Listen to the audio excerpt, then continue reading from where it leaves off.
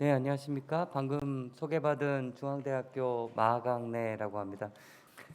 일단은 제가 큰 내용을 중심으로 말씀드리는 시간을 갖도록 하겠습니다. 그러니까 제가 오늘 발제를 시작하기 전에 여기 계시는 분들한테 한번 간단한 질문을 한번 드려보면서 시작을 하도록 하겠습니다.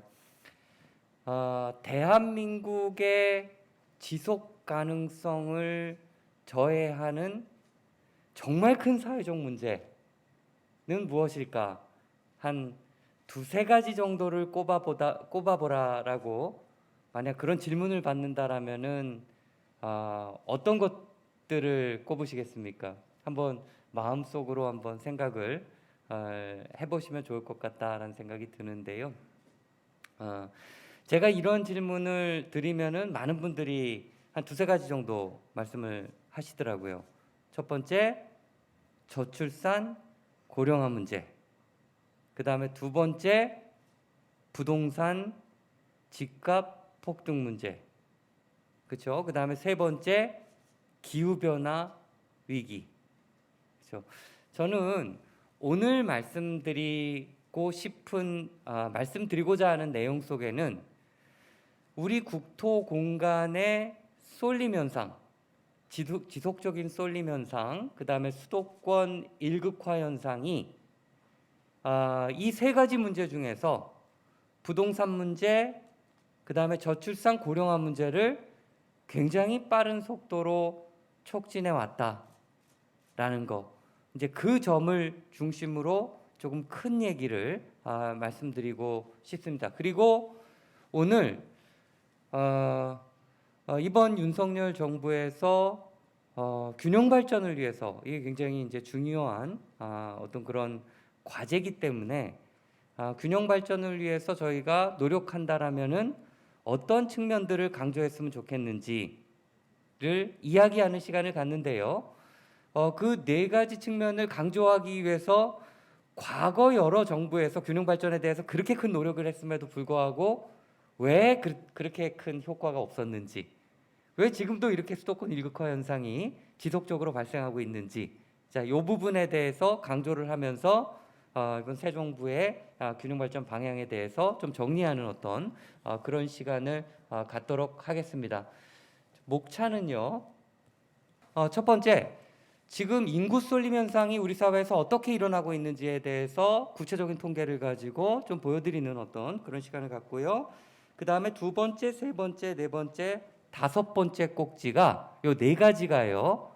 이런 이유들 때문에 지금까지의 균형 발전 정책이 굉장히 힘들게 진행되지 않았나. 그래서 이런 부분들을 극복하는 방향의 균형 발전 정책을 추진을 한다면은 우리 사회의 지속 가능성을 좀 높일 수 있는 어떤 그런 쪽으로 정책이 가고 또 지속 가능성을 높이는 방향으로 되지 않을까라는 거. 그다음에 여섯 번째 꼭지에서는 논의를 정리해 보도록 하겠습니다. 자, 요 그림을 한번 보시면요. 이 그림은 수도권으로의 인구 순이동 유출 현황을 보여드리고 있습니다. X축은요, 2001년부터 시작을 하고 있고요. 그 다음에 Y축은 인구입니다. 순이동. 오고 가는 인구가 있죠. 순수 이동. 2000년대 초반에 상당히 높았습니다. 점점 순이동이 있었지만 수도권으로 유입 인구가 더 많았다라는 겁니다. 유출 인구보다요. 있었지만 이런 추세가 실제 2015년까지 계속적으로 감소되는 추세에 있었습니다. 2015년부터 굉장히 빠른 속도로 증가하고 있다는 것 한번 보실 수 있을 것 같고요. 여기서 중요하게 좀 한번 좀 유념해서 보셔야 될 부분은요. 2015년부터의 추세가 만만치 않다라는 겁니다. 한번 제가 이 이유에 대해서 나중에 좀 설명드리는 시간을 갖도록 하겠습니다. 자, 그리고 이 그림을 보시면요. 좀 희미하게 표시된 부분이 지방의 광역시 이외의 지역입니다. 굉장히 포션이 많았습니다. 그렇죠? 근데 최근에 올수록 광역시도 힘들어지는 상황이 발생하고 있다라는 것. 지금 그림을 한번 보시면요. 이거는 광주, 부산, 광주, 대구, 대전, 울산 5대 광역시를 보여드리고 있습니다. 실제 계속적인 순유출이 있긴 했지만요. 수도권으로의 순유출이 있긴 했지만 이 광역시조차도 이런 인구의 유출이 빠르게 증가하기 시작한 게 2015년을 불과 몇 년 전입니다. 지금 발생하고 있다라는 것, 그리고 이 속도에 가속이 붙기 시작했다라는 것. 그리고 맨 마지막에 이렇게 살짝 꺾어진 부분은요, 그냥 코로나 영향 때문에 살짝 꺾어졌다라고 보시면 될 것 같습니다. 자, 이렇게 이동하는 인구 대다수가 청년 인구들입니다. 90% 이상이 젊은 인구층이 이동성을 가진 청년 인구고요. 자, 이 그림을 보시면은 지금 X축은 연도, 그 다음에 Y축은 전체 그 지역의 청년 인구들, 광역시요, 지방에 있는 광역시 청년 인구들을 100으로 놨을 때 몇 퍼센트 정도의 청년 인구가 매년 유출되고 있는지, 순유출되고 있는지를 보여주는 현황입니다. 보시면요, 지금 예전에는 1.5%에서 2%, 아주 높으면 2% 정도, 100명 중 2명 정도가 유출되는 어떤 그런 상황이었습니다. 점점 줄어들다가요, 계속 순유출이 있었습니다. 그러다가 2015년을 기점으로 좀 안정화되다가 15년을 기점으로 해가지고 빠르게 증가하는 상황이 나타나고 있습니다. 저희가 복잡한 통계가 필요하지 않습니다. 지방에 있는 광역시에서 100명 중에서 1명, 2명의 인구, 순인구 유출이 15년 정도, 20년 정도 계속 지속이 된다라면은 지방은 버틸 수 있는가? 저희가 근본적인 질문을 한번 해봐야 되는 상황이 아닌가라는 어떤 그런 말씀을 드립니다. 자, 이런 이유 때문에 지금 보는 그래프를 한번 보시면요. 1980년대 중반 3조 호황이 있었고 경제가 불탔죠. 이때 이 그림은 수도권과 지방의 지역 내 총생산의 상대적 비중을 나타내고 있는데요. 아래 그래프가 수도권입니다. 그 다음에 위에 있는 그래프가 비수도권입니다. 수도권은 80년대 88올림픽 8.26 아시안게임 그 사이에 3조 호황 시대를 맞아서 경기가 불탔고요. 굉장히 빠른 속도로 GRDP가 증가되었습니다. 상대적인 포션이요. 그러다가 탈공업화 시대 1990년대 초반 이후에를 맞아가지고 여러 가지 기계화된 공장들이 외부로 나가기 시작했고 20년 기간 동안 수도권과 비수도권은 같이 어느 정도 발전하는 어떤 그런 시기를 가졌습니다. 자, 이 시기가 깨지기 시작한 게 2014년, 2015년 계속 강조드리지만 불과 몇 년 되지 않았다라는 겁니다. 그리고 수도권이 비수도권의 상대적 비중을 넘어서 저렇게 크로스가 되는 현상이 최근에 발생하고 있고요. 그리고 이 현상이 또 가속이 붙기 시작했다라는 겁니다. 이런 추세가 계속된다라면은 굉장히 지역에 어려움이 있지 않을까라는 어떤 그런 생각을 가지고 있습니다. 자, 지금부터는요. 과거 이런 추세가 지금 진행되었고 진행되어 왔고 이런 추세라면 앞으로 어떻게 진행될지 특단의 조치가 없으면은 이제 이거에 대해서 한번 좀 마음속으로 좀 상상을 한번 해보셨으면 좋을 것 같고요. 그 다음에 역대 정부에서 그렇게 균형발전 정책에 대해서 많은 에너지를 쏟고 노력을 했음에도 불구하고 왜 이게 잘 먹히지 않았는가에 대한 4가지 이유에 대해서 요약해서 좀 빠른 속도로 말씀드리도록 하겠습니다. 첫 번째입니다. 왜 공간 쏠림 현상이 이렇게 일어났는지에 대한 근본적 원인에 대해서 알긴 알았지만 제대로 이렇게 잘 짚어서 고찰하지 못했다라는 겁니다. 결론부터 말씀드리면요. 산업 구조의 변화입니다. 쏠림 현상은요. 저출산의 문제도 아니고 고령화의 문제도 아닙니다. 그냥 사회적 인구 이동의 문제였고요. 사회적 인구 이동 중에서 청년층의 이동이 공간적 쏠림 현상을 굉장히 강하게 촉진했다라는 것. 그리고 이거의 이면에는 산업 구조의 변화가 있었다는 것. 제가 시간이 짧은 관계로 이거를 다 설명드릴 수는 없지만 저희 산업화 과정 속에서 거점 도시들로 젊은 인력이 몰렸던 상황들, 탈공업화 시대에서 경기 지역으로 아니면 비수도권 지역으로 공장이 이전했을 때 또 인구가 따라갔던 상황이라든가 이런 상황이 일어났는데, 제가 아까 2014년, 15년 정도를 주목해 달라고 말씀드리지 않았습니까? 자, 한번 보시면요. 최근에 불과 15년 전에는 들어보지 못한 기업들이 나타나고 있었죠. 그리고 이런 주식시장의 탑 랭킹을 차지하는 어떤 그런 상황, 시가총액의 굉장히 많은 부분을 차지하는 어떤 그런 현상이 일어나고 있고요. 이런 고부가가치 플랫폼 기업들의 성장이 굉장히 빨랐다라는 것, 이거는 우리나라도 마찬가지입니다. 우리나라도 연도별로 우리나라의 역사를 보면요, 제일 쉽게 이해하는 방법이 주식시장에서 어떤 기업들이 선전하고 있는지를 보면은 산업구조의 변화의 일부를 좀 저희가 가늠할 수 있고요. 제일 마지막입니다. 그리고 제일 위에 저기 빨간 글씨로 점점점이 써 있는데요. 이런 기업들의 산업 입지 특성이 기존과는 너무나 다르다라는 겁니다.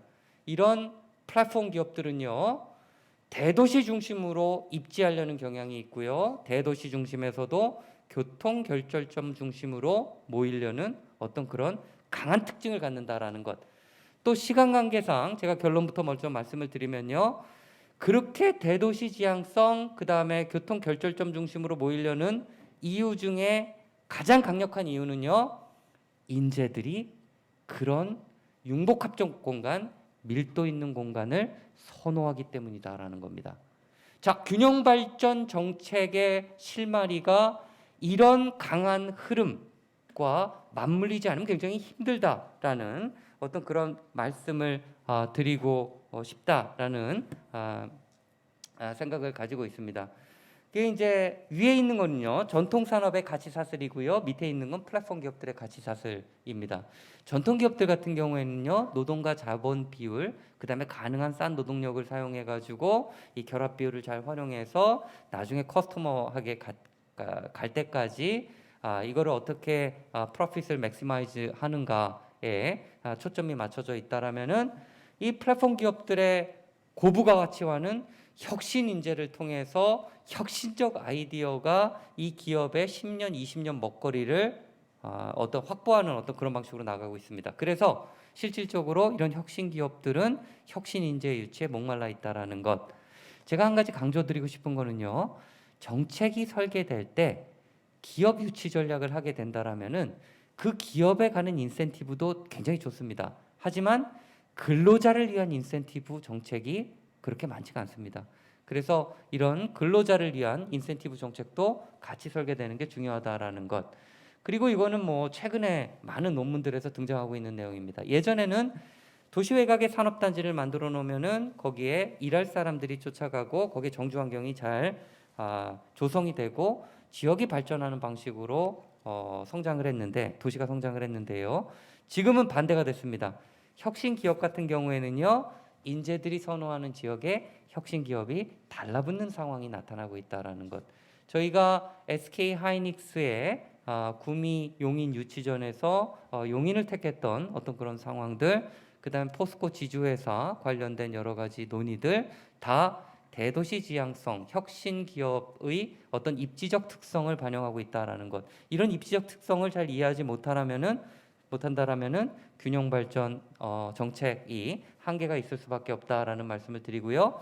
자, 그러면 이런 것들은 우리나라에만 나타나는가? OECD 보고서입니다. X축은요, 조금 빠르게 말씀을 드리겠습니다.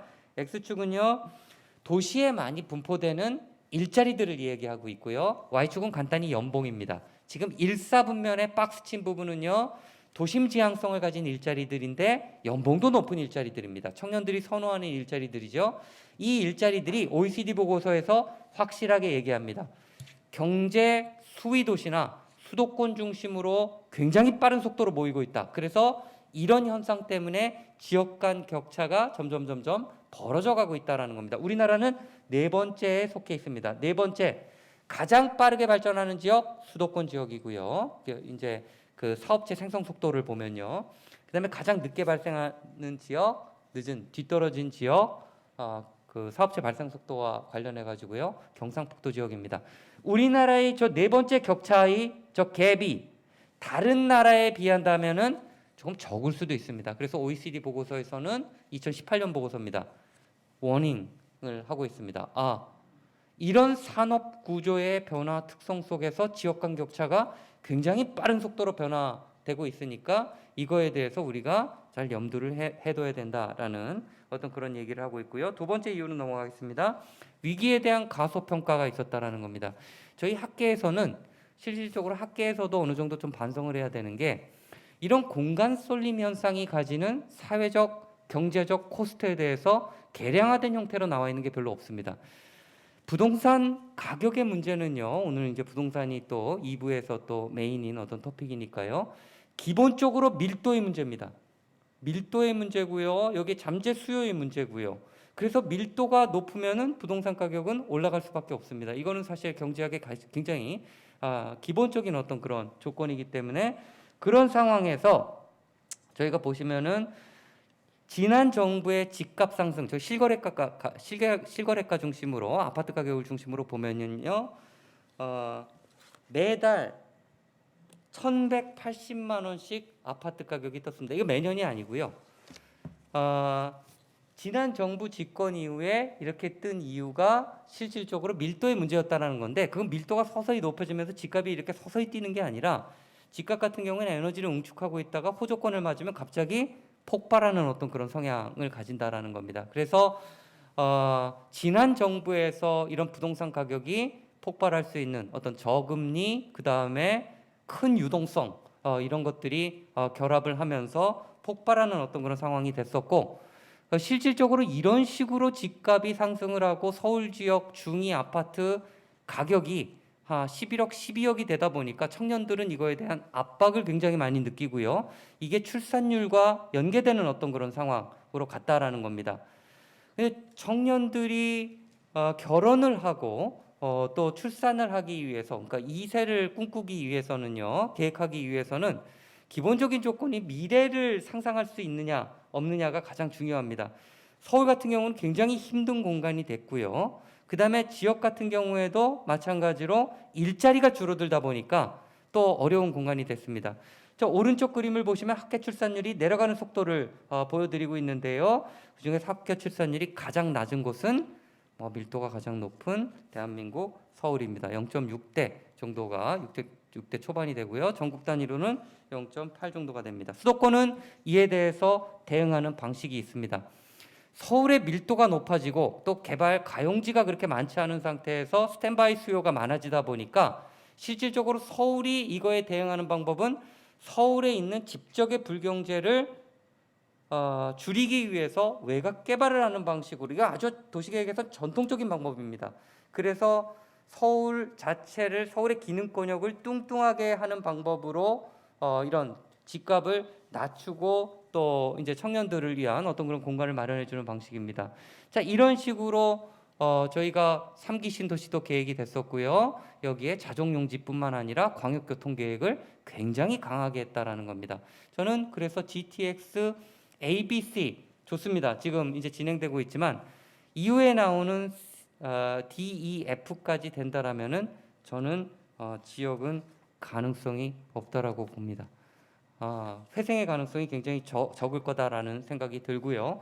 수도권은 이런 방법을 가지고 있는 반면에 비수도권 같은 경우에는 인구 자체가 빠져나가다 보니까 인프라의 효율성이 점점 낮아지는 어떤 그런, 그래서 인구가 빠져나가니까 인프라는 위계를 갖는데 상위 위계 인프라가 빠져나가고 또 인프라가 그 하위 위계 인프라가 없다 보니까 또 인구가 빠져나가고 그거에 반응해서 인프라가 또 빠져나가는, 그래서 가장 상위 위계 인프라가 고급 백화점이나 실제 그 응급의료센터부터 시작을 했고 점점 빠져나가고 인구가 또 반응하는 어떤 그런 방식으로 진행이 되어 왔다라는 겁니다. 실제 스타벅스 같은 경우에도 인구 10만 이하의 도시에는 들어가지 않는다라는 것. 10만 이하의 도시에 스타벅스가 있다라면은 10중 8구 유동 인구가 많은 곳입니다. 자, 이런 서울에는 발에 차이는 이건 프랜차이즈가 아니죠. 이런 좀 커피숍 같은 것, 그 다음에 뭐 서브웨이 같은 어떤 빵집 이런 것들이 없다라는 게 지역 청년들한테 자존감의 상처를 줄 수도 있다라는 것, 이런 현실이 지금 우리나라에서 발생하고 있다라는 것 말씀드리고 싶고요. 세 번째 이유입니다. 균형 발전에 대한 큰 그림이 없었다는 겁니다. 역대 정부의 균형 발전의 공간 단위에 대해서 보여드리고 있는 그림입니다. 노무현 정부 때 굉장히 강력하게 추진했습니다. 10개의 혁신도시, 그 다음에 행정중심 복합도시 추진을 했죠. 이게 균형 발전의 단위였다라고 개략적으로 뭐 정확히 그렇게 표현을 하진 않았지만 그런 공간 단위를 상상하시면 될 것 같고요. 이명박 정부에서는 지역 국가를 리전 스테이트를 이야기하면서 5+2 광역경제권이 공간 균형의 단위로 나왔습니다. 박근혜 정부에서는 이명박 정부의 정책을 굉장히 강하게 비판하면서 체감될 수 있는 공간 정책, 행복생활권을 만들었습니다. 굉장히 소규모 단위로 갔고요. 문재인 정부 초반에선 도시재생 뉴딜 사업을 굉장히 강하게 이제 폈습니다. 굉장히 소규모 단위로, 기초 단위로 중심의 어떤 균형 공간을 상정했다라는 겁니다. 자, 우리가 이렇게 정부마다 균형 발전의 공간 단위에 대해서 일치된 결론이 없었기 때문에 정책도 사실 굉장히 이렇게 왔다 갔다 하는 어떤 그런 상황 속에서 지역의 역량이 점점 낮아지는 어떤 그런 상황으로 갔다라는 거 말씀을 드리고 싶고요. 하지만 외국 같은 경우에는 교통 인프라가 굉장히 광역화되고 또 기능적으로도 광역화되다 보니까 이제 그런 과정 속에서 지금 맨 왼쪽은 영국 상황을 보여드리고 있습니다. 런던이 굉장히 흡입력이 강해지다 보니까 지역에 있는 도시가 어려워졌습니다. 그래서 지역에 있는 어떤 그런 그러니까 지방이라고 볼 수 있죠. 이런 여러 지자체들이 협심해서 연합체 (Combined Authority를 구성했습니다. 그리고 그렇게 CA라는 (Combined Authority가) 예를 들어서 맨체스터 CA 그러면 맨체스터 주변 지역까지 다 이렇게 합심해서 연합된 어떤 그런 정부가 지역이랑 분권 협상을 하는 방식으로 진행이 되고 있다라는 것. 가운데는 일본입니다. 시간 관계상 빨리 말씀드리겠습니다.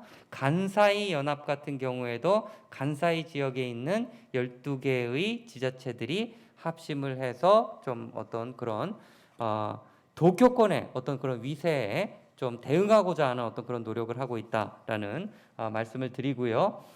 자, 이런 상황 속에서 중앙정부의 역할은 소규모 지역 단위에 대해서 모두 다 하나하나 신경 쓰고 거기에 국고보조금을 내려준다든가 그 다음에 그걸 모니터링한다라는 거, 자, 이런 것들은 지역에 맡겨도 좋지 않을까라는 생각을 가지고 있습니다. 저는 이렇게 광역화된다라면 광역화된 단위의 어떤 그런 지자체를 상정을 하고 중앙정부는 수도권이 서울, 경기, 인천이 기능적으로 통으로 묶여서 굉장히 위세가 강해진 슈퍼 메가시티로 진화하고 있다라면은 지역도 마찬가지로 실질적으로 이거를 밸런스를 맞출 수 있는 대규모 공간, 대도시권, 강력한 대도시권을 구축하는 게 필요하지 않을까라는 생각. 그래서 왼쪽 그림 보시면요, 광역 단위의 공간 계획을 중앙정부에서는 굉장히 심각하게 고려를 해야 된다라는 것. 그 다음에 소규모 소생활권 단위에 대한 여러 가지 정책들은 지자체한테 믿고 맡기고 이런 방식으로 해서 지방분권에 어떤 그런 틀도 짜는 게 좋지 않을까. 그러니까 앞으로 이번 정부에서는 그 자치분권위원회랑 균형발전위원회를 뭐 합치는 방식으로 아직 뭐 공식적으로 발표가 된 건 아니지만 그런 방식으로 진행이 되는데, 이런 구도 속에서, 이런 공간 구도 속에서 균형발전과 자치분권이 같이 맞물리면서 설계가 됐으면 좋겠다라는 어떤 그런 말씀을 드립니다.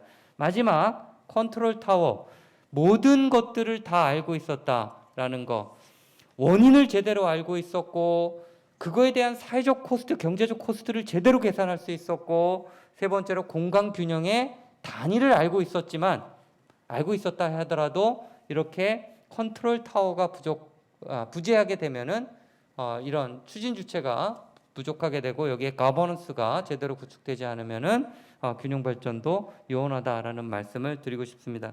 지금 여태까지 나왔던 여러 가지 정책들, 어떤 의미에서 균형 발전 정책으로 보기 힘든 정책들이 많습니다. 그러니까 지역이 어려워지는 지역이 많지요. 저는 그냥 그거를 지역 정책, 어디에 살든지 최소한의 삶의 질을 누릴 수 있는 인프라를 향유할 수 있는 어떤 그런 것들. 이건 그냥 기본적인 지역 정책으로 저는 분류하는 게 맞다라고 보고요. 균형 발전 정책은 균형 발전의 공간 단위를 설정을 하고 그 공간 단위에 맞는 이제 이 밸런스를 갖추는 국토의 모습을 그리는 것, 이게 중요하지 않을까라는 생각을 가지고 있습니다. 이런 과정 속에서 특구가 난립하고 있습니다. 이 특구는 정말로 구조조정을 해야 될 것 같다라는 생각. 특구가 너무 많다 보니까, 경제 특구가 너무 많다 보니까요, 기본적으로 11개 정부 부처에서 모두 관여를 하고 있고요. 쏟아내는 특구가 서로 싱크로가 안 된 상태에서 막 나오고 있습니다. 그리고 현 정부에서도 또 하나의 특구를 또 이야기를 하고 있습니다. 저희는 정말로 어떤 특구를 어떤 공간에 어떠한 방식으로 설계해야 될지 제대로 해야 된다라는 어떤 그런 생각을 가지고 있습니다. 그래서 부처 간 협업이 굉장히 중요하다라는 거 말씀드리는 슬라이드를 넣습니다. 그냥 슬라이드 참고하시면서 시간 관계상 제가 좀 참고하시면 감사드리겠고요. 시간 관계상 넘어가도록 하겠습니다. 논의를 좀 정리를 좀 해보도록 하겠습니다. 노동 인력의 특징이 빠르게 변화하고 있습니다. 그러니까 옛날에 우리 산업화 시대에 또 공업화 시대의 인력이랑은 굉장히 큰 차별성을 가지는 이런 혁신 인재들이 선호하는 어떤 그런 공간에 대한 어떤 그런 니즈도 기존과는 굉장히 달라지고 있고 이런 청년 인재들의 어떤 그런 일에 대한 가치관도 굉장히 많이 바뀌고 있다라는 겁니다. 저 오른쪽 보시면요, 산업 구조도 굉장히 빠르게 변화하고 있습니다. 아까 2000년대 초반 이후에 어떤 일이 일어나고 있는지에 대해서 이것도 마찬가지로 기업들의 입지 선호가 과거에 비해서는 너무나 뚜렷해지고 있다라는 것. 기존의 산업과 관련된 인센티브, 그러니까 이전과 관련된 인센티브가 먹히지 않는 시대가 되었다라는 겁니다. 그러니까 법인세, 뭐 소득세, 그 다음에 뭐 여러 가지 뭐 고용보조금이라든가 자 이런 측면이 먹히지 않는 시대가 됐다라는 겁니다. 혁신 인재가 기업의 전망을 결정할 수 있는 시대가 됐다라는 것. 그래서 혁신 인재에 대한 인센티브를 어떻게 설계하는지가 굉장히 중요하고요.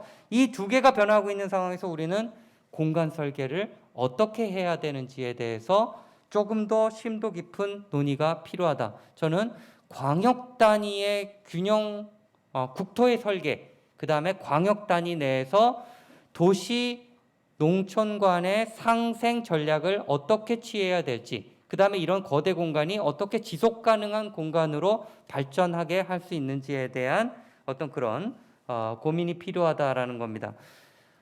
그리고 또 하나 제일 중요한 거는 이런 거대 공간에 에너지를 압축할 수 있는 어떤 그런 공간을 마련하는 것. 저희가 어떤 분들은 이제 거점이라고 말씀드리면 이거에 대한 좀 거부감이 있을 수도 있어서 거점 체계를 제대로 구축을 하고 거점과 비거점의 상생 전략을 제대로 마련하는 것. 그 상생 전략은 굉장히 여러 가지 방법이 있다라는 것. 우리는 예전에 거점 전략이 실패했던 이유는 컴팩트는 잘했는데 네트워크 전략을 제대로 못했다라는 것. 그래서 그 네트워크 전략은 도시계획적인 방법으로 아니면 조세 체계의 개편을 뭐 어렵지 않습니다. 조세 체계의 개편을 통해서 아니면 기금을 통해서 여러 가지 상생 전략을 여러 가지 수단으로 상생 전략을 마련할 수 있다라는 겁니다. 정말로 마지막입니다. 정리해 보겠습니다. 저희가 지금 말씀드린 네 가지에 대해서 네 가지 부분을 중요하게 생각을 해야 이번 정부의 균형 발전 정책의 어떤 그런 설계를 좀 할 수 있지 않을까. 첫 번째, 공간 쏠림 현상의 가장 근본적인 원인은 산업 구조의 변화입니다. 지역에 제대로 된 산업 생태계, 청년들이 선호하는 일자리를 마련할 수 있는 제대로 된 광역화된 산업 생태계를 만들고 그거를 서포트할 수 있는 인프라를 구축하지 않으면은 일자리가 만들어지기 힘들다라는 겁니다. 여기에 뭐 예를 들어서 공공기관의 이전이라든가 아니면 뭐 국회 이전이라든가 등등 다 좋습니다. 필요하지만 이게 본질은 아니다라는 것. 본질은 청년을 위한 양질의 일자리를 마련해야 된다라는 것. 첫 번째 강조드리고 싶고요. 두 번째는 공간 쏠림 현상이 나타났을 때 우리가 청년 세대들이 겪는 좌절, 무주택자들이 겪는 좌절들, 이런 것들, 그 다음에 2세가 태어나지 않은 나라, 이거는 정말 기이한 현상이 나타나고 있습니다. 0.8 정도, 코로나로 0.7로 내려갈 가능성이 크다라고 학계 출산율이요. 그런 얘기를 하는데, 이게 미치는 사회적 비용은 정말 전 프라이스리스라고 생각을 합니다. 자, 이거에 대한 어떤 그런 비용적 측면, 사회경제적 비용 측면을 정확하게 저희가 산출해 내야 된다라는 것, 심각성을 이해해야 되지 않을까라는 것. 세 번째, 균형발전의 공간적 단위는 226개의 기초자치단체가 아닙니다.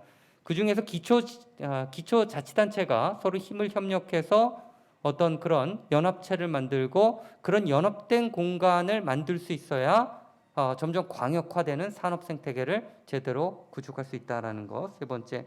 그리고 중앙정부는 지역에서 출혈적 경쟁, 낭비적 경쟁을 하는 것을 가림막을 찾을 수 있는, 뭐 산업이 특정 A 산업이 뜨게 되면은 전체 지자체가 다 바이오가 뜰 때는 바이오, 로봇이 뜰 때는 로봇 산업에 대해서 또 집중하는, 또 수소 산업이 뜨면 다 수소를 하겠다라는 것, 이런 것들을 지역 기반형으로 지역의 자원에 좀 맞춰서 맞춤형으로 자꾸 피드백 과정을 거치면서 중앙정부가 좀 이렇게 좀 가름막을 타주는 어떤 그런 역할을 할 수 있으려면은 거버넌스가 있어야 되고 컨트롤 타워가 있어야 된다라는 겁니다. 그리고 그 컨트롤 타워는 많은 부처들을 아우러서 조율할 수 있는 좀 힘 있는 기관이었으면 좋겠다라는 바람을 말씀을 드리겠습니다.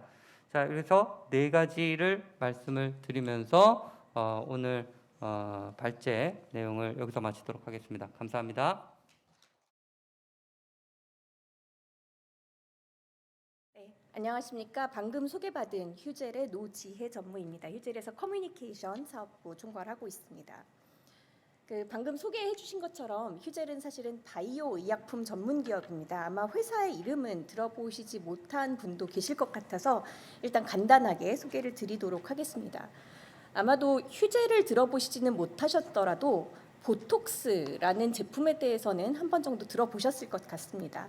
사실 저희가 흔히 알고 있는 보톡스라는 것은 어떤 이제 이 제품을 처음으로 개발했던 회사의 상표 이름이고요. 약간 클리넥스 같은 이름이고, 이제 정식 명칭은 보툴리눔 톡신 제제입니다. 그래서 이제 저희 회사의 경우에는 근육을 마비시켜서 주름을 펴주는 그런 제품인데요. 이런 보툴리눔 톡신 제제, 그리고 또 거꾸로 볼륨을 채워주는 히알루론산 필러, 이런 저희가 흔히 의료 미용이라고 얘기를 하는, 그러니까 수술을 하지 않고 저희 얼굴에 뭐 균형이나 윤곽 같은 것들을 보정해서 건강한 아름다움을 찾아주는 그런 제품들을 생산, 개발, 판매하는 회사입니다. 자, 그럼 이런 바이오 의약품 전문 회사 아니면은 의료 미용 회사라고 생각되는 휴젤이 저희가 주택 시장 또 부동산 정책에 대해서 어떤 관계가 있느냐라고 좀 궁금하실 수도 있겠습니다. 방금 전에 사실 마강대 교수님께서 저희와 너무너무 관계된 말씀을 많이 해주셨습니다. 청년 일자리, 그다음에 뭐 수도권 일극화, 청년 인구 유출, 지역 쏠림. 그래서 결국은 저희가 균형 발전의 해법은 양질의 일자리, 청년을 위한 양질의 일자리를 지역에 만드는 것이라고 말씀을 해주셨고요. 휴젤의 경우에는 강원도 춘천에서 바이오 벤처로 시작한 회사입니다. 그래서 저희가 이렇게 바이오 벤처로 시작한 회사가 춘천과 또 강원도에 지원을 받아서 이분들께서 이제 저희한테 만나면 말씀을 하시는 것이, 이제 춘천이 살기 좋은 도시, 살고 싶은 도시가 되도록 하겠다. 근데 저희가 살기 좋고 살고 싶으려면 물론 아름다운 자연, 뭐 좋은 환경 다 중요하지만 그 안에 좋은 일자리들이 있고 지역 경제가 활발한 것이 굉장히 중요한 요건이라고 생각합니다. 그래서 그런 것들을 저희가 지역 사회와 함께 만들어가고 있고요. 이제 그런 것을 조금 공유드리는 것이 오늘 기업 사례로서 의미가 있을 것 같아서 말씀을 드리도록 하겠습니다. 제가 약간 제약바이오 포럼에는 나와봤는데 건설 부동산 포럼은 처음이다 보니까 인사 말씀을 깜빡하였습니다. 오늘 이렇게 아시아타임스 창간 9주년 진심으로 축하드리고요. 이렇게 초대해서 좋은 자리에 함께 할 수 있게 해주신 것 다시 한번 감사드립니다. 그래서 뭐 말씀드릴 내용은 간단하게 이제 조금 전에도 말씀드렸지만 휴젤에 대해서 조금 말씀을 드리면서 저희가 지역 사회와 함께 어떻게 성장해 왔고 또 지역 사회에 거꾸로 어떻게 저희가 성장과 이렇게 활성화를 위해서 같이 기여하고 있는가 하는 내용을 조금 말씀을 드리고자 합니다. 그리고 마지막으로는 이렇게 조그맣게 시작한 회사가 어떻게 지역과 함께 글로벌로 도약하는 꿈을 꾸고 있는가까지 한번 말씀드리도록 하겠습니다.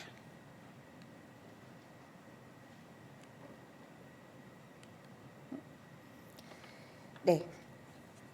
그래서 휴젤에 대한 소개를 먼저 드리면 조금 전에 말씀드린 것처럼 휴젤은 2001년에 춘천에서 굉장히 작은 바이오 벤처 회사로 시작을 했습니다.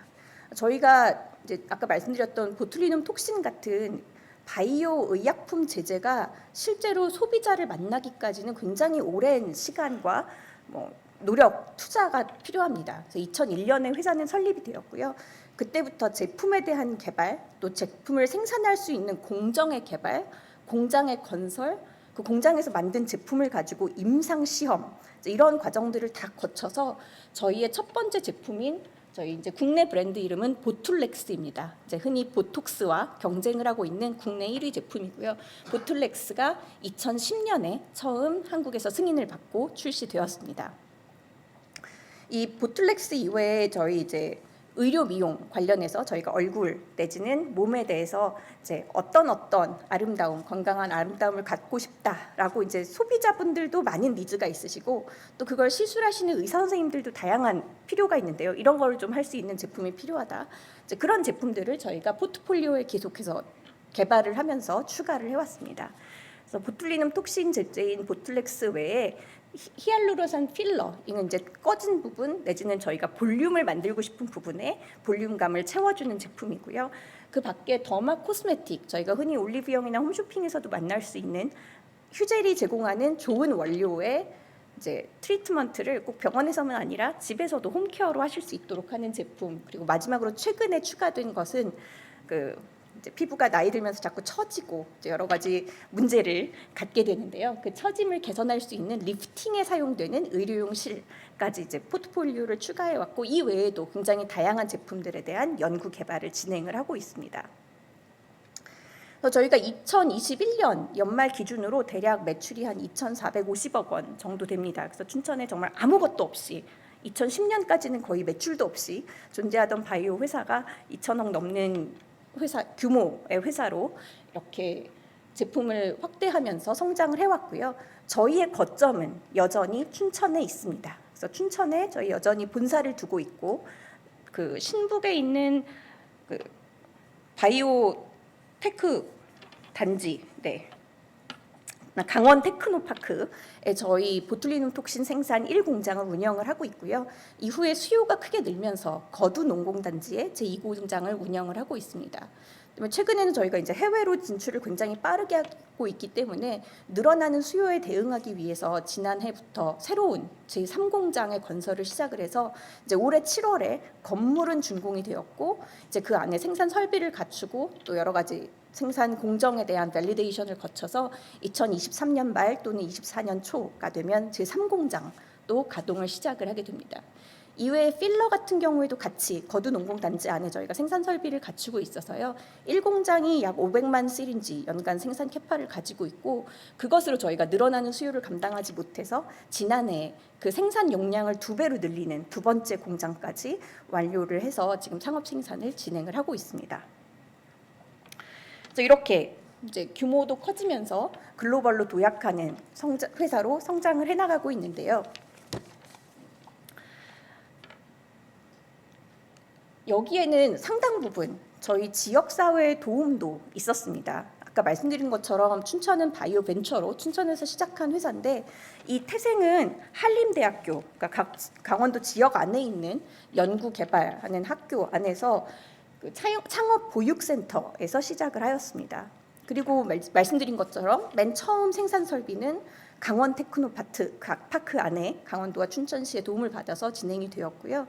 두 번째 생산 설비를 짓고 거기 이제 저희가 바이오 생명과학 연구소도 함께 건립을 했는데요. 이 거두농공 단지 안에 연구소를 갖추고 공장 설비를 확대할 때는 춘천시에서 또 시비로 일부 회사의 성장을 지원해 주신 바도 있었습니다. 이제 성공적으로 이렇게 제품군을 갖춰 나가고 성장을 하면서 회사는 2015년에 코스닥 상장을 하게 되었고요. 방금 말씀드린 히알루론산 필러의 두 번째 생산 공장 그리고 톡신의 세 번째 생산 공장이 2019년에 건설이 결정되면서 그 당시에 또 강원도 춘천시청과 함께 이제 새로운 공장에 대한 투자 협약도 체결한 바 있습니다. 그래서 이런 투자 협약을 통해서 지역 경제를 활성화를 한다. 지역 내에서 양질의 우수한 일자리를 창출한다. 그리고 지역 내에 우수한 인재를 유치하고 육성한다라는 어떤 공통된 목적을 저희가 지역사회와 함께 공감하였습니다. 그래서 이렇게 어떻게 보면 굉장히 초기에 지역사회의 도움을 많이 받아서 시작한 회사이고요. 또 우수하게 제품을 개발하고 글로벌 진출을 성공해 나가면서 저희가 지금은 지역사회를 위한 환원에도 많은 노력을 기울이고 있습니다. 그래서 크게 보면 4가지로 말씀을 드릴 수가 있습니다. 저희 계속해서 얘기했었던 양질의 젊은 층을 위한 우수한 일자리의 창출, 그래서 고용 창출이 가장 큰 기여라고 볼 수 있을 것 같고요.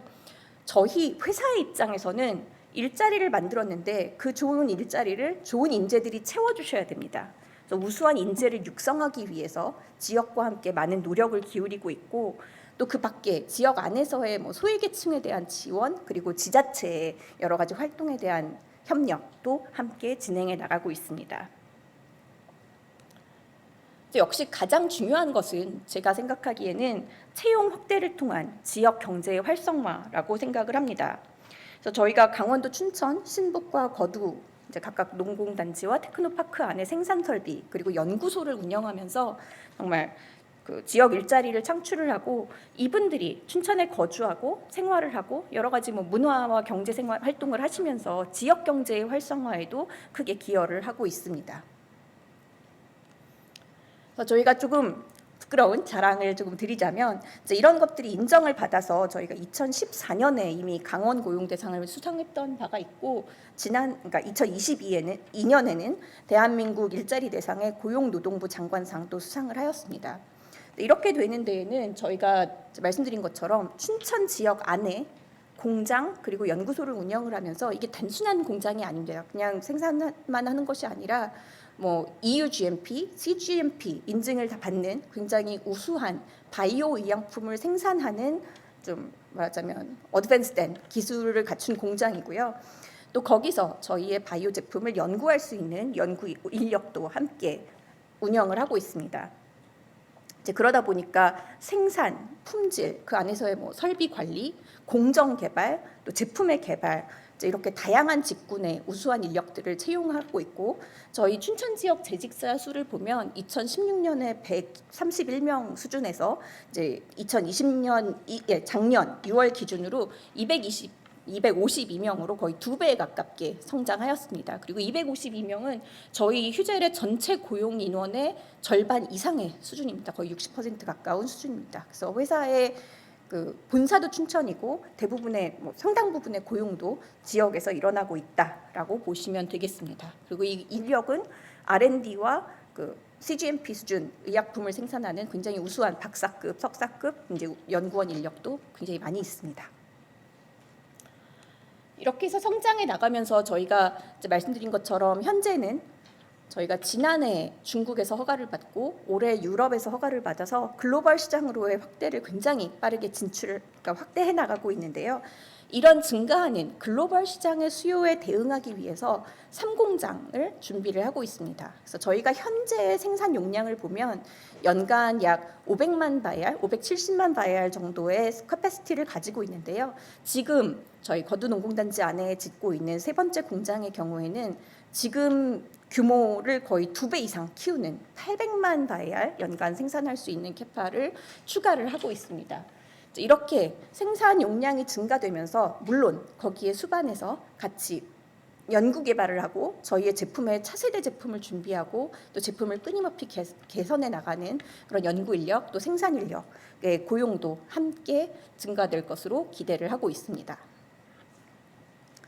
또 이렇게 저희가 채용도 많이 하지만 우수한 인재들이 오셔서 휴젤에서 기술을 배우고 오랫동안 만족하면서 다니는 것도 굉장히 중요합니다. 그래서 저희가 이분들을 유치하고 유지하기 위해서 예를 들면 춘천 지역 안에 휴젤타운이라고 하는 회사 기숙사도 운영을 하고 있고요. 이제 이런 여러 가지 직원을 위한 복지 제도를 함께 운영하고 있습니다. 다음으로는 이제 방금 말씀드린 것처럼 일자리는 자꾸 저희가 늘리고 있습니다. 근데 여기를 채워주실 우수한 젊은 인재들이 많이 필요합니다. 그래서 이러한 인재 육성을 위해서도 저희가 지역 안에 직업계고 그리고 대학교들과 함께 뭐 발전기금, 그다음에 산학연계, 채용기회 같은 것들을 제공을 하면서 지역 청년들의 어떤 우수한 인재로서의 양성도 함께 지원을 하고 있습니다. 저희가 회사 내부에서 한번 분석을 해보았더니 특히 이제 춘천 저희가 아까 그 수도권 1극화 말씀을 해주셨었는데 많은 경우에 이제 아까 뭐 IT 기업들이 발전된 곳에 밀집돼 있고 이런 얘기도 나왔었는데 뭐 우수한 뭐 석박사급 연구 인력의 남방 한계선이 판교다 뭐 이런 얘기들도 많이 있습니다. 근데 저희는 춘천에 위치해 있기 때문에 우수한 분들을 모셔갈 필요가 있고 또 이분들이 한번 오시면 다른 데로 이직하지 않고 오래 다니시는 것들이 중요합니다. 근데 회사 안에서 분석을 해보니까 지역 안에서 채용을 했을 때 이분들이 만족을 하고 여기 오래 근속을 하셔서 장기 근속을 하시는 확률이 더 높은 것으로 판단이 되었고요. 이제 이런 것들을 보면서 지역 안에서 우수한 인재를 육성하는 것이 필요하다. 회사에도 도움이 되고 지역에도 도움이 된다라고 믿게 되었습니다. 그래서 그런 노력의 일환으로 저희가 예를 들면 춘천 안에 여러 가지 직업계 고등학교들이 있습니다. 그래서 인력 양성과 취업 지원을 위한 MOU를 지난 2021년에 체결을 해서 춘천기업청, 춘천시청과 함께 지역 안에 4개 고등학교에서 이제 이분들의 장학금도 지원하고 이분들이 산학연계에서 휴젤에서 취업에 경험을 하실 수도 있고 이제 이런 생산과 품질 부문에서의 현장 실습이 진행된 이후에 저희가 우수한 분들은 바로 채용으로 연계할 수 있는 프로그램을 운영하고 있기도 하고요. 또 다른 한편으로는 저희가 한림대학교 바이오 창업보육센터에서 나왔다는 그 뿌리를 잊지 않았습니다. 그래서 지역 안에서 연구기관, 대학교가 창업활동 그리고 대학생의 연구활동, 교수님들의 연구활동 같은 것들을 지원할 수 있는 이제 대학과 함께하는 연구개발 고용 지원 그리고 발전기금 같은 프로그램들도 열심히 노력을 하고 있습니다. 그래서 보시면 강원대학교에 대한 발전기금을 통해서 그 산업협력의 아이디어 랩, 그러니까 약간 창업 같은 것들을 지원을 한다든지 뭐 생명공학 분야 학술연구 지원 그리고 대학생 창업 프로그램에 대한 운영 기부 또 산학 상생 발전을 위한 업무 협력으로 뭐 직무 분석이나 아니면 졸업생 취업 연계, 재학생 현장 실습 같은 프로그램들을 운영을 하고 있고요. 이제 이런 것들이 저희가 회사에서는 필요한 우수한 인재를 유치할 수 있고 또 학교에서는 학교가 운영하고 있는 좀 매력적인 프로그램으로 이제 우수한 학생들을 유치할 수 있는 좀 시너지가 나는 프로그램들로 진행을 하고 있습니다. 그래서 이렇게 인재 육성 그리고 좋은 일자리, 양질의 일자리의 창출이 어떻게 보면 저희가 지역에 대한 가장 크게 기여하는 부분이라고 생각을 하고요. 또 다른 측면으로는 저희가 지역 사회 공동체 안에서 책임 있는 지역 시민으로 이제 지역에 공헌할 수 있는 다른 방법들도 함께 진행을 해 오고 있습니다. 그래서 그 예를 들면 복지 사각지대를 위한 나눔 활동도 굉장히 활발하게 진행을 하고 있습니다. 그래서 저희가 기업이 사회공헌 활동을 여러 가지 할 수 있겠지만 휴젤에서 생각하고 있는 것은 일단 저희가 뿌리를 두고 있는 지역사회 공동체와 함께 할 수 있는 활동들을 좀 중심으로 보고 있고요. 그런 예 중에 하나로 지역 내 취약계층을 위한 연탄 나눔 행사, 그래서 춘천 지역에서의 사랑의 연탄 나눔 행사를 굉장히 꾸준하게 2013년부터 이미 9년째 꾸준하게 진행을 해오고 있고요. 또 다른 한편으로는 물론 저희의 제품들은 남성분들에게도 많이 도움이 됩니다. 하지만 이제 대부분의 소비자분들이 여성분들이시기 때문에 또 이렇게 미혼모나 이주 여성 이런 취약한 여성분들을 위한 화장품이나 뭐 손소독제 같은 위생용품의 기부도 활발하게 진행을 해오고 있습니다. 저희가 지자체 그리고 후원 단체를 통해서 이제 이 활동 역시 꾸준하게 진행을 해오고 있습니다. 그리고 다음으로는 이 활동도 저희가 계속 해오고 있던 부분인데 최근에는 코로나 때문에 더 필요한 활동이 되었다고 들었습니다. 2020년부터 생명 나눔 헌혈 봉사라고 해서 저희 신북 거두 공장에서 임직원들이 참여하는 사랑의 혈액 나눔을 지속적으로 해오고 있습니다. 이렇게 소외계층에 대한 지원과 함께 지자체에서 하는 여러 가지 지역 문화, 그다음에 지역 경제 활성화를 위한 활동에도 좀 참여를 많이 하고 있는데요. 저희가 춘천 그리고 강원도의 대표 기업으로서 지역 단체 그리고 도시 문화 바이오 산업 경제 활성화 이런 것을 위한 여러 가지 기부나 참여를 하고 있습니다. 그래서 강원 경영자 협회라든지 평창의 대관령 음악제 그리고 강원 바이오 협회, 홍천 메디컬 허브 연구소 같은 곳의 후원과 지원 프로그램들을 계속 운영해 오고 있습니다. 그래서 어떻게 보면 정말 강원도 그리고 춘천에서 저는 그 말씀이 너무 좋았습니다. 살기 좋은 도시, 살고 싶은 도시가 되겠다. 근데 그렇게 하기 위해서 기업과 학교와 지역 자치단체가 함께하는 활동들이 굉장히 중요하다고 보고요. 이제 그런 어떻게 보면 후원을 받아서 성장해온 기업이 저희의 우수한 제품, R&D 그리고 굉장히 적극적인 학술 활동과 마케팅들을 힘입어서 글로벌로 진출하면서 다시 지역에 공헌을 하고 또 지역에 공헌을 하는 것들이 또 다시 지역 사회에서 육성된 우수한 인재로 돌아와서 저희 회사의 경쟁력이 되는 그런 선순환을 만들고 있다라고 생각을 합니다. 저희가 예를 들면 미국을 보면 실리콘밸리는 정말 많이 아시잖아요. 거기 이제 스탠포드도 있고 UC 버클리도 있고 공대가 굉장히 발달해 있는 학교 그리고 이제 그 주변에 연구기관들이 있고 거기서 IT 산업의 요람이 돼서 굉장히 우수한 인재들이 몰려들고 있고 저희가 휴젤이 속해 있는 바이오 산업의 경우에도 미국 같은 경우에 보면 보스턴, 샌디에고 이런 이제 몇 개의 거점 도시들이 거기서 우수한 학교가 있고 연구기관이 있고 또 거기서 나온 사람들이 또 기업의 경쟁력을 쌓아가면서 이제 굉장히 활발한 활동이 되고 이제 어떻게 보면 클러스터를 형성하는 모습을 보고 있습니다. 저희가 이제 춘천에서 여러 가지 농공단지 내지는 테크노 파크와 함께 생산도 하고 또 그 안에서 강원대학교, 한림대학교 등과 함께 협력을 해서 인재도 육성을 하고 또 휴젤도 성장을 하지만 휴젤에서 경험을 쌓거나 아니면 이런 학교에서의 여러 가지 경험을 쌓으신 분들이 또 새로운 아이디어를 가지고 활발한 창업도 하시고 이제 이런 것들이 지역의 어떻게 보면 바이오의 거점으로 성장할 수 있는 이제 정말 살고 싶은 도시가 되는 매력도를 높일 수 있는 그런 굉장히 중요한 요소라고 생각을 하고요. 이제 그런 것들을 저희가 회사의 경쟁력의 밑받침 약간 도약대로 해서 지금 이제 현재 한국에서의 1위지만 향후에는 글로벌 선도 기업으로 성장해 나가야겠다라는 꿈을 꾸고 있습니다. 그래서 저희가 지금의 현재 모습을 보면 지역 상생이라는 그 모토를 가지고 국내에서의 성장 행보를 이어왔습니다. 휴젤이 한국에서는 보툴리눔 톡신은 거의 50% 가까운 시장 점유율을 가지고 있고 필러도 20% 가까운 시장 점유율을 가지고 압도적인 1위입니다. 그래서 하지만 또 저희의 더 많은 매출은 아까 말씀드린 2,450억 원의 거의 절반의 매출 정도는 해외 시장에서 나오고 있습니다. 저희가 한국 외에도 중남미라든지 동남아시아 주요 시장들에서 굉장히 많은 수출을 하고 있고 지난해 중국에 진출하면서 작년 말 기준으로 저희가 중국 시장에서 한 10% 정도 마켓 쉐어를 점유를 했고 올해는 지금 유럽에도 빠르게 진출을 하고 있습니다. 그래서 이렇게 빠르게 성장을 해나가면서 회사의 경쟁력, 더 매력 있는 회사가 되겠다라고 생각을 하고 있고요.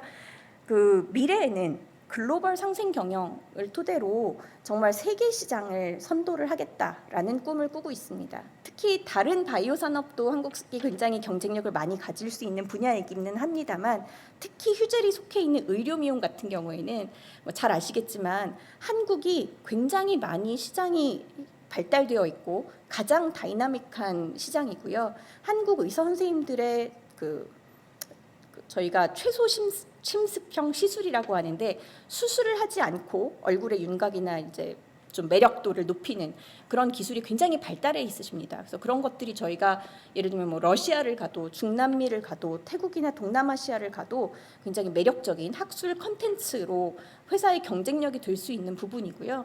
또 다른 한편으로는 저희가 업계 자체의 경쟁력도 있지만 또 저희가 K 컬처, K 뷰티라는 얘기도 하죠.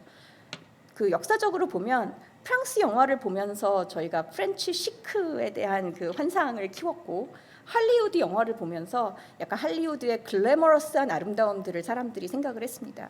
근데 저희가 지금 한국의 여러 가지 드라마, 영화, 뭐 음악 이런 것들이 세계 시장에 좀 더 경쟁력을 가지고 많이 받아들여지게 되면서 한국 사람들이 갖고 있는 아름다움에 대한 인식도 세계에 같이 전파될 수 있는 굉장히 중요한 기회라고 생각을 합니다. 그래서 유젤이 이런 산업에서 압도적으로 국내를 선도하고 있는 기업으로서 세계 신장을 선도해 나가고자 하고요. 그렇게 하기 위해서는 저희가 생각했을 때는 기업이 성장하기 위해서는 당연히 주주 가치를 창출해야 되고 고객 가치를 창출을 해야 됩니다.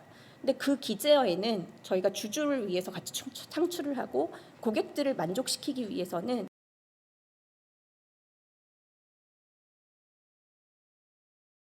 이렇게 임직원들을 유치하고 육성하기 위해서는 아까 말씀드린 지역사회 공동체와의 상생도 필요하고 또 오늘은 메인 주제가 아니어서 많이 말씀드리지는 않았지만 환경, 뭐 전반적인 에코시스템에 대한 책임감도 많이 필요하다고 생각합니다. 그래서 저희가 지역사회에서의 일자리 창출, 우수인재 육성 계속해서 노력해 나가면서 또 저희 아까 말씀드린 거두 생산 거점 같은 경우에는 지열 발전이나 태양광 발전 같은 리유저블 에너지, 그러니까 재생 가능한 에너지의 활용도 굉장히 적극적으로 하고 있습니다.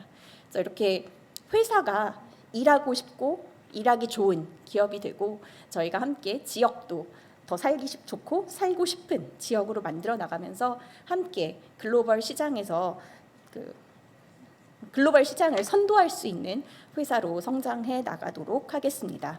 또 이런 사례가 많이 참고가 되셔서 예를 들면 지역사회와 학교와 기업의 협력 관계에 대해서도 좀 바람직한 모델로 자리 잡았으면 좋겠다고 생각을 합니다. 네, 감사합니다.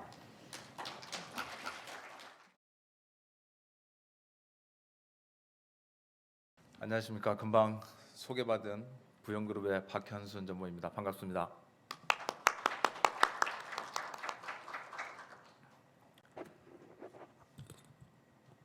오늘 먼저 뜻깊은 자리에 이렇게 발표 기회를 주신 아시아타임즈 회장님과 관계자분들 그리고 이 자리에 참석해 주신 모든 분들께 감사의 말씀을 드립니다. 처음 저희 기업의 지역 상생에 대한 사례 발표를 요청해 주셨을 때 굉장히 망설여졌습니다. 많은 다른 기업들이 좋은 사례들을 가지고 있는데 저희 기업에 이런 요청을 해주신 것에 대해서 굉장한 영광으로 생각을 했고 또한 저희 사례가 혹시나 이렇게 미약하지 않을까라는 걱정이 많이 됐습니다. 그럼에도 불구하고 여러 차례 관계자분의 요청을 통해서 좋은 취지에 공감을 했고 이런 사례들이 미약하나마 저희 기업의 사례가 뜻깊은 지역 상생과 기업의 어떤 마중물이 되지 않을까 하는 그런 기대감에 이 자리에 서게 됐습니다. 다시 한번 깊은 감사를 드립니다. 그리고 앞서 휴젤의 그 노지혜 전무님께서 말씀하신 멘트 중에 쑥스럽지만 기업 홍보를 하신다는 멘트가 가장 인상 깊게 남았습니다. 저희도 오늘 무거운 주제에 앞서서 저한테는 좀 이렇게 가볍게 기업 홍보를 좀 하라는 취지로 그렇게 알아듣고 저희 기업이 그동안 지역 상생과 이렇게 했던 조그마한 사례들을 말씀을 드리도록 그렇게 하겠습니다. 사례에 앞서 우선 부영그룹에 대한 간단한 소개를 말씀드리겠습니다. 부영그룹은 국내에서 가장 많은 임대 아파트를 공급해온 민간 사업자입니다. 무주택자들이 내 집 마련을 위한 주거 사다리로서의 역할을 한다는 소명 의식을 가지고 지금껏 사업을 해왔다고 자부하고 있습니다. 또한 임대주택에 대한 인식 변화에 앞장서고 편리한 주거 생활을 도모할 수 있는 다양한 서비스로 국민 주거의 질을 향상시키는 데 노력해 왔습니다. 국내외 지속적인 사회공헌 활동도 꾸준히 펼치고 있는 기업입니다. 오늘 본격적인 발표에 앞서서 저희 기업이 어떤 식의 사회공헌을 추구해 왔는지 간략히 소개 말씀드리겠습니다. 국가 균형 발전의 관점에서 지역과 어떤 상생을 이루어 왔는지 4가지 지역 상생 사례를 말씀드리면서 이 자리를 시작하도록 하겠습니다. 먼저 사회공헌 활동을 간략하게 말씀드리겠습니다. 지금 보시는 표는 부영그룹이 그동안 사회공헌 활동을 했던 총괄 내역입니다. 국내는 물론 해외까지 기업의 사회적 책임을 다하고자 사회공헌 활동을 활발히 진행하고 있습니다. 지금까지 국내의 사회공헌 활동으로 기부한 누적 금액만 약 9천억 원에 이릅니다. 2014년 국내 대기업 중 매출액 대비 기부금이 가장 많은 기업으로 꼽히고 있으며 기업의 사회적 역할에 적극 앞장서는 기업으로 잘 알려져 있기도 합니다. 기업의 사회적 책임과 역할이 중요시되는 요즘입니다. 교육은 백년지 대계라는 창업주 이중근 회장님의 신념하에서 교육 분야에 대한 사회공헌 활동을 꾸준히 진행해 왔습니다. 전국의 초, 중, 고등학교에 도서관, 체육관 등 교육시설은 물론이고 우정학사라는 기숙사를 포함해서 학교에 필요한 시설을 무상으로 건립, 기증해왔고 서울대, 연세대, 고려대 등 전국 유수의 대학에 건물을 기부함으로써 대한민국 미래 인재 양성을 위해 아낌없이 투자하고 있습니다. 오늘 지역 상생 사례에서 따로 다루지는 않겠지만 전국 초, 중, 고등학교에 건립하여 기부한 우정학사는 부영그룹의 대표적인 지역과 기업의 상생 사례로 들 수 있을 것입니다. 점점 커지는 도농 간 교육 격차가 우리 사회의 심각한 사회 문제로 꼽히고 있습니다. 우정학사는 통학조차 힘든 지역 학생들에게 기숙사 제공을 통해 통학 시간을 줄여주고 학습 편의를 도모함으로써 우수한 입시 결과를 도출해 명실공히 지역 인재 육성의 산실로 자리매김하고 있습니다. 국내뿐만 아니라 해외까지 사회공헌 활동을 확장하고 있습니다. 한국을 알리는 민간 외교관으로서의 역할을 충실히 해왔다고 자부하고 있습니다. 특히 우리나라보다 교육 인프라가 부족한 동남아시아, 아프리카 등 해외 26개국 국가들의 교육 지원을 하고 있습니다. 대표적으로 베트남, 라오스, 캄보디아 등의 약 600여 개의 초등학교를 건립 기증했으며 동남아시아, 아프리카, 중남미 등 총 26개국에는 디지털 피아노 6만 8천여 대와 전자칠판 60만 개를 기증해 왔습니다. 특히 디지털 피아노에는 아리랑, 고향의 봄 등 서정적인 한국의 노래를 피아노에 담아 전달했습니다. 또한 베트남, 캄보디아 등의 태권도 훈련센터 건립 기금을 지원했고 세계 태권도 연맹과 글로벌 파트너십을 맺어 1,000만 달러를 후원하는 등 한국의 국기인 태권도를 알리기 위해 적극 노력해 왔습니다. 자, 그럼 본론으로 들어가서 4가지 사례를 통해 부영그룹이 대기업으로서 국가 균형 발전을 위해 어떠한 기여를 해왔는지 간략하게 설명해 드리도록 하겠습니다. 자, 첫 번째와 두 번째는 태백 O2 리조트와 무주 덕유산 리조트라는 레저 사업을 인수해서 지역과의 상생을 도모한 사례입니다. 자, 세 번째는 창원 창신대학교의 재정 지원을 통한 지역 인재 육성에 대한 사례입니다. 네 번째는 전국의 아파트 단지 내 어린이집을 통한 지역 아파트 입주민과의 상생 사례입니다. 자, 첫 번째 강원도 태백에 위치한 오투 리조트 인수 사례입니다. 오투 리조트는 강원도 태백시 산하의 태백관광개발공사가 4,400억 원을 들여 2009년에 문을 연 리조트입니다. 리조트 탄생 자체가 잘못된 수요 예측에서 시작됐는데 2000년 당시 태백시가 연간 100만 관광객 유치가 가능하다고 이 작은 도시에 4,400억이라는 거금을 들여 리조트 건설을 추진했기 때문입니다. 인구 4만 명의 지자체 태백시는 오투 리조트 운영으로 인해 연 예산보다 더 많은 채무를 지게 됩니다. 전국 기초단체에서 가장 많은 부채율을 기록하며 파산 위기에까지 놓이기도 했습니다. 태백시의 여러 차례 노력에도 불구하고 사업성이 떨어지는 오투 리조트의 인수자는 수년째 나타나지 않았습니다. 2016년 부영그룹이 유일한 인수자로 나타나면서 지역 이규에 불을 끌 수 있었습니다. 오투 리조트 인수는 사업성 고려만으로 이루어질 수 없었습니다. 위기에 빠진 지역 사회와의 상생을 위한 부영의 의지가 반영되었기 때문에 가능한 일이었습니다. 자, 복구될 수 없을 것 같았던 오투 리조트의 재정 적자는 주택뿐만 아니라 레저 전문 기업으로서 쌓아온 부영그룹의 노하우가 더해지면서 급 호전을 이뤘고 지난해에는 마침내 오투 리조트의 단기 순이익이 처음으로 흑자 전환하게 됩니다. 오투 리조트 인수 사례는 채무의 늪에 빠졌던 지자체의 재정난을 덜고 지역 경제를 살렸을 뿐만 아니라 기업의 역량을 통한 영업 활성화로 태백시의 꾸준한 관광객 유입을 촉진시키며 침체됐던 지자체를 관광 도시로 되살리는 데 큰 기여를 했다는 점에서 긍정적인 평가를 하고 싶습니다. 자, 두 번째 사례도 비슷한데요. 두 번째 사례는 전북 무주에 위치한 무주 덕유산 리조트 인수 사례입니다.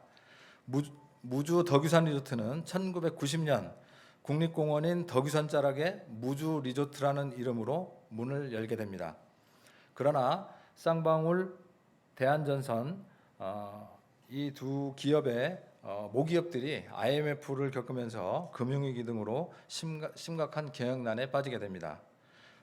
이로 인해서 장기간 시설 투자가 이루어지지 못하고 리조트는 점점 노후화 문제를 겪게 됩니다. 노후화된 시설로 인한 방문객 수는 점차 감소하게 되고 리조트 경영난은 더욱더 심화됩니다. 따라서 지역 사회의 관광객들이 점차 줄어들게 되고 지역 경기도 같이 침체 위기를 맞게 됩니다. 이런 가운데 2011년도 부영그룹이 무주 리조트를 인수했고 무주 덕유산 리조트라는 이름으로 새롭게 문을 열게 됩니다. 인수 전까지만 해도 무주 덕유산 리조트는 노후화된 시설 외에도 심각한 재정 적자를 겪고 있었습니다. 무주 덕유산 리조트는 인수 바로 다음 해부터 부영그룹의 전략적 경영에 힘입어 흑자 전환을 성공했고 지역 경제와 상생할 수 있는 다양한 방법들을 현재까지 모색하고 노력하고 있습니다. 무주 지역 주민들의 염원이었던 노후화된 시설에 대한 대대적인 리모델링도 이루어지고 있습니다.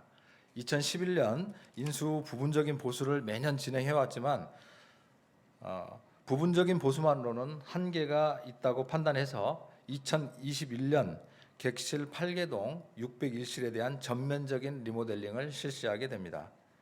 사진에서 보시다시피 내부 가구와 가전제품 등을 모두 최신용품으로 교체하였고 건물 외부 역시 자연과 어우러지는 알프스풍의 자재로 리모델링을 했습니다.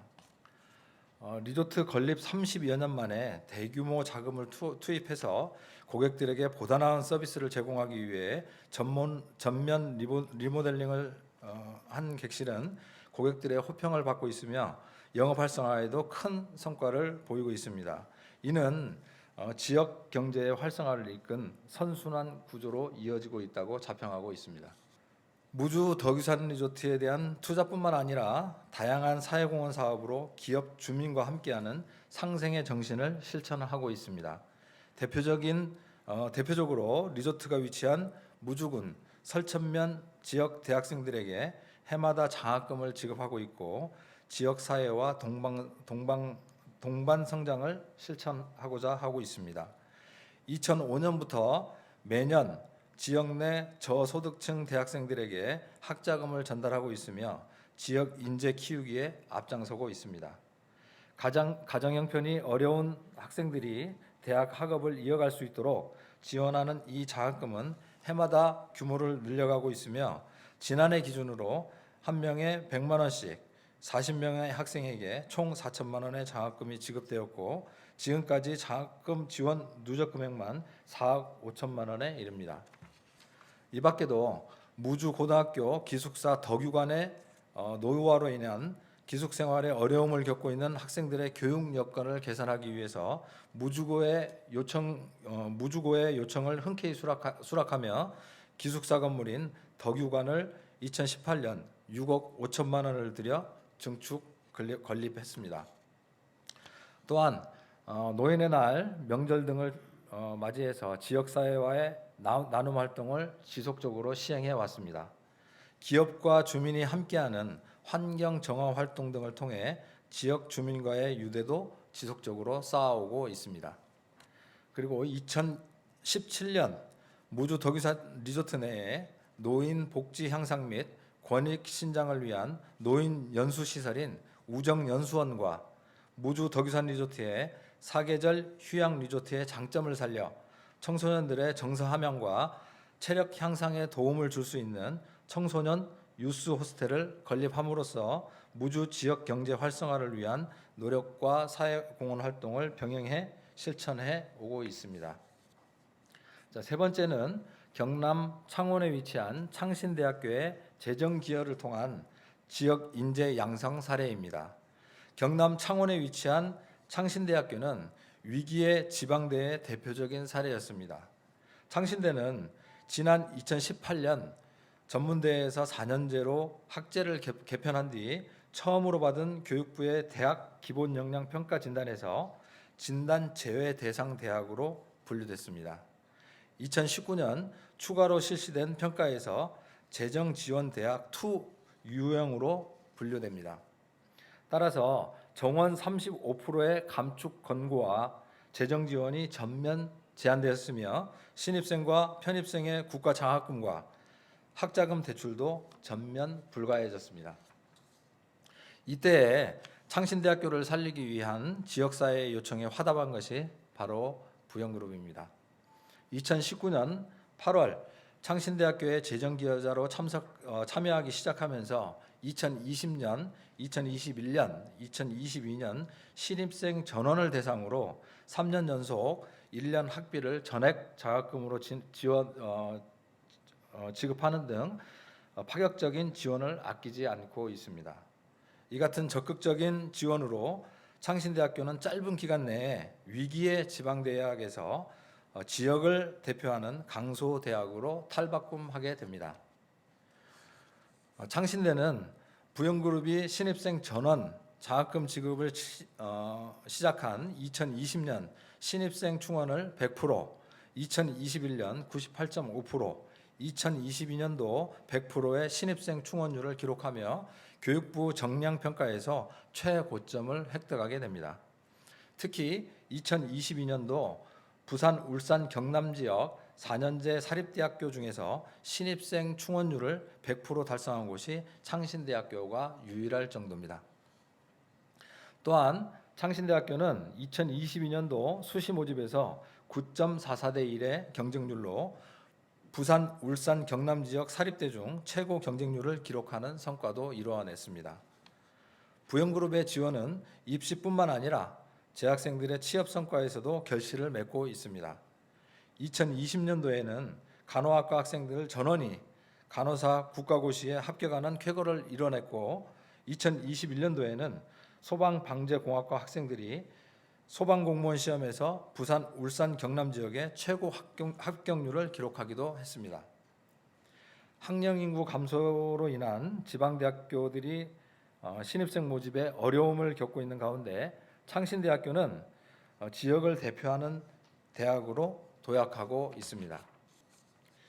단순한 재정 지원뿐만이 아니라 기업과 대학이 함께 시너지를 낼 수 있는 산학 협력을 통한 인재 양성에도 나서고 있습니다. 대표적으로 2021년도부터 진행되어 온 부영 창신대학교 산학협력 취업 연계 트랙을 꼽을 수 있습니다. 산학 연계를 통해 학생들의 취업에 실질적인 도움을 주고 부영그룹이 직접 나서 개설한 프로그램으로 방학 기간 무주 덕유산 리조트, 제주 부영 호텔앤리조트 등 부영그룹의 레저 사업장에서 창신대학교 학생들이 실습을 통해 실무 경험을 쌓아 실무 중심형 인재를 양성하는 것입니다. 현장 실습에서 우수한 성과를 내는 학생들을 정규 직원으로 채용함으로써 지역 인재를 위한 일자리 창출에도 기여하고 있습니다. 이 밖에도 창신대는 정부기관 등 공신력이 있는 단체들로부터 우수한 교육의 질도 인정받고 있습니다. 지난해 8월에 대학 정보 공시에 따르면 창신대는 전임교원 연구 실적 또한 최상위권을 차지하고 있으며 3년마다 진행되는 교육부 평가에서 정성적, 정량적 지표 모두 우수한 평가를 받음으로써 일반 재정 지원 대학으로 선정되었습니다. 이러한 노력 덕분에 2024년까지 교육부 대학 혁신 지원 사업을 통해 3년간 50억 원 가량의 지원을 받게 되었으며 대학 경쟁력을 더 높은 수준으로 끌어올릴 수 있는 발판을 마련했습니다. 부영그룹 재정 지원을 받은 창신대학교는 학생들이 취업에만 전념할 수 있는 환경을 만들어 줌으로써 학생들이 오고 싶은 대학, 지역 인재 양성을 선도하는 대학으로 성장하고 있습니다. 자, 마지막으로 전국 부영 임대아파트 단지 내에 운영되고 있는 부영 사랑으로 어린이집을 소개하겠습니다.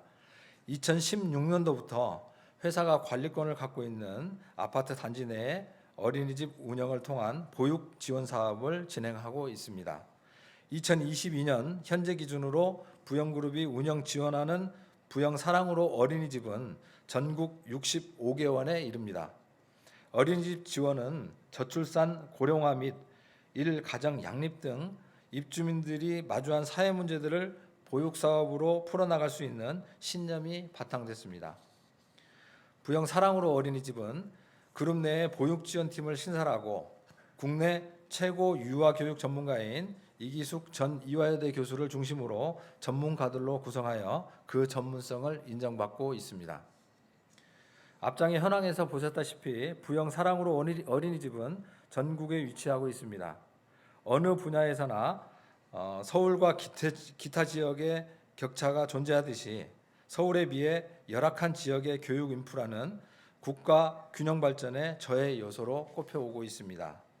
부영그룹은 어린이집 운영을 통해 이 같은 지역에 전문성 있는 유아교육 노하우를 전수함으로써 보육격차 해소에 적극 앞장섰다고 할 수 있습니다. 또한 전국 65개 부영 사랑으로 어린이집의 개원 지원금, 교육자재 지원, 보육 행사 지원과 교사 교육, 학부모 교육을 통한 보육 노하우 전수 등 전폭적인 지원을 하고 있습니다. 가장 큰 특징은 어린이집의 임대료를 감면해주고 이를 영유아의 보육의 질을 높이는 데 쓰이게 한다는 점입니다. 부영 사랑으로 어린이집은 아파트 단지 내 관리동에 위치하고 있는데 이들 어린이집에 대한 임대료를 전액 감면하고 있습니다. 이렇게 감면된 임대료로 행사비, 견학비, 교재비 등 학부모들이 부담해야 하는 금액의 약 30%를 절감시켜 보육비 부담을 줄여주는 효과를 내고 있습니다. 또한 감면된 임대료는 친환경 급식, 교육 프로그램 등에 활용되기도 합니다. 결과론적으로 임대료 감면이 학부모 부담 경감과 영유아 보육의 질 향상으로 이어지기에 지역 아파트 입주민들과 상생을 이루는 결과를 도출하고 있습니다. 어린이집 임대료를 감면하는 것 이외에도 어린이날에는 원화 전원의 티셔츠를 선물을 하고 있고 스승의 날에는 보육교사 전원의 선물을 하고 있습니다. 보육교사 처우 향상을 위해 특별한 날, 복날, 설날, 추석날, 명절에는 보육교사들에게도 그룹 임직원들과 동일하게 선물을 지급하는 등 어린이집의 전반적인 보육 여건 향상에 힘쓰고 있습니다. 최근 어린이집 내 영유아 학대 사건 등의 심각한 사회 문제로 대두된 바가 있습니다. 이처럼 아이를 믿고 맡길 수 있는 보육 환경을 찾기가 어려운 가운데 우수한 교육 환경은 곧 주거비의 상승으로 부담되고 있습니다. 어린 자녀를 둔 젊은 부모들이 주거 고민으로까지 이어지기도 합니다. 부영그룹은 기업 차원에서 어린이집의 보육 현황을 철저히 평가 및 검증하고 전문성 있는 교육을 통해 보육의 질을 제고함으로써 각 지역사회에 아이들을 믿고 맡길 수 있는 안심 어린이집으로 소문나기 시작하고 있습니다. 실제 지역의 맘카페 등을 보면 부영 사랑으로 어린이집 입학을 위해 부영 아파트 입주 대기를 신청하는 학부모 사례 등을 상당수 볼 수 있습니다. 이는 부영그룹이 보육 지원을 통해 안심하고 아이를 키울 수 있는 환경을 조성하여 주거복지를 실현하는데 지역민들과 학부모들의 좋은 평가가 반영된 사례라고 볼 수 있습니다. 이 같은 지원과 어린이집 보육 교사들의 노력에 힘입어 부영 사랑으로 어린이집은 지난해 각 분야에서 도지사상을 비롯하여 총 95개 상을 수상하는 등 각 지역사회의 우수 보육기관으로 명성을 쌓고 있습니다. 자, 지금까지 4가지 사례에서 지역 상생과 기업과 지역 상생 사례를 소개해 드렸습니다. 부영그룹은 리조트 인수와 투자를 통해 침체된 지역 경제를 활성화하는 데 일조해 왔다고 자부하고 있으며 창원 창신대 재정 기여를 통해 위기의 지방대가 지역 강소대학으로 거듭나는 데 주축의 역할을 해왔다고 자부하고 있습니다. 또한 전국 65개 임대단지에 임대료 없는 어린이집 운영을 지원함으로써 보육 고민이 큰 지역 주민들과의 상생을 이루어 왔습니다. 이 같은 활동에 의미를 부여한다면 국토 균형 발전을 위해 꼭 필요하지만 공공이 아닌 민간 기업이 이 역할을 수행해 왔다는 점입니다. 수익성 등 다양한 이유로 많은 민간 기업들이 외면해 온 지역 경제 활성화, 지방대 및 지역 보육 문제에 있어서 앞장서 지원해 왔고 그 결과 지역도 살리고 기업도 시너지를 얻는 상생의 효과를 창출해 왔습니다. 이 같은 부영그룹의 사례는 단순히 사회봉사, 기부금 지원 등으로 지역을 위한 사회적 책무를 가름하려는 기업들에게 새로운 사회공헌 모델과 비전을 제시할 수 있을 것이라고 사료됩니다.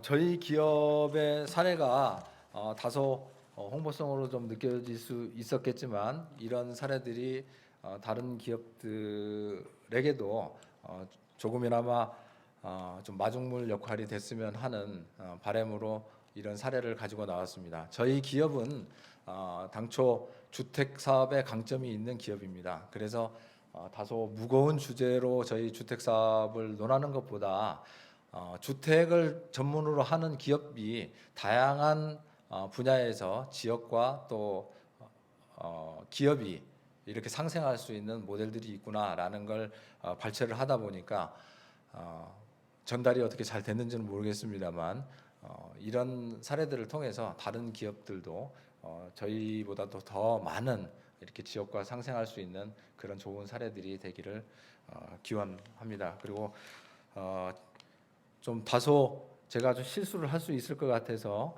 이렇게 원고를 보고 읽었습니다만 제가 좀 우리 회장님 계시는 데서 죄송합니다. 좀 노안이 와가지고 글자가 자꾸 겹쳐 보이는 바람에 버벅된 건 좀 이해해 주시기를 바랍니다.